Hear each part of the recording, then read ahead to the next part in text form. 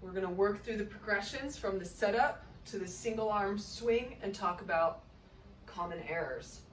Setting up for your kettlebell swing. Once you've gotten to this point where you are doing swings in your workout, we already know that you've got a good hip hinge. If you don't, and you can't get that deep hinge with a nice strong extended back, go back, work on your hip hinge.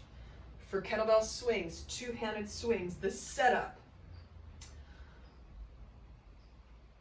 Stance as wide as you are comfortable with. Hinge, knees are bent. Kettlebell starts on the floor. Always start your swings on the floor. Grip the handle lightly and pull apart to engage your lats. As you get that corkscrew action, you'll set that in. Inhale. Get yourself ready to go. That is your setup. That is your start position for your kettlebell swing. Next is your dead stop swing. Set up. Inhale. Swing up, catch, full stop. Pull the bell to your crotch, thrust with your hips, let it come back down, full stop.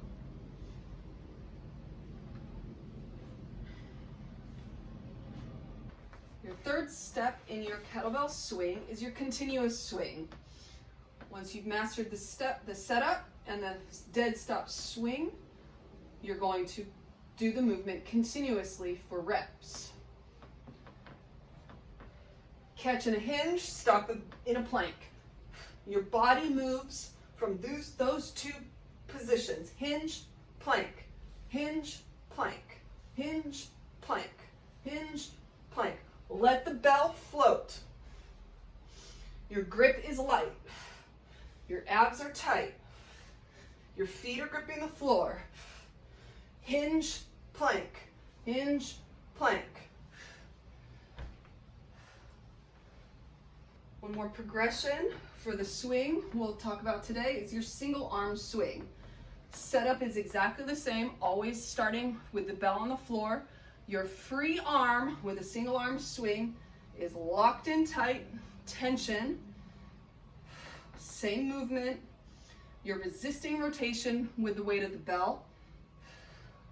You will get some, but you're trying to not get too much. Free arm goes back to your start. Hinge, plank, hinge, plank, hinge, plank. Same as your two-handed swing. Demonstrate a few common errors that we see in the kettlebell swing that we're going to work on avoiding. Number one, starting from a standing position and doing this. That is not correct. Number two, second error we see a lot, starting with a rounded back. Again, we don't want to see that. Third common error we see a lot is a scoop or a squat swing. So you are hinging, you are not squatting. So as you get going with your hinge, the bell stays high up on your body. If you start to squat, see what happens. This is pulling, the bell is pulling me down. I can't get the right amount of hip thrust to get the bell to float. Okay? Also not what we want to see. The last one is a quad scoopy swing where you're really not working your hip hinge. You're working more of a scoop. Okay, it looks kind of like this.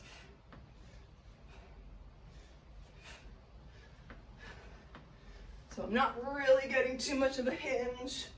I'm kind of pushing my knees forward. That's, again, not what we want to see. Those are a few common errors that if we see those, we will tell you to stop and restart.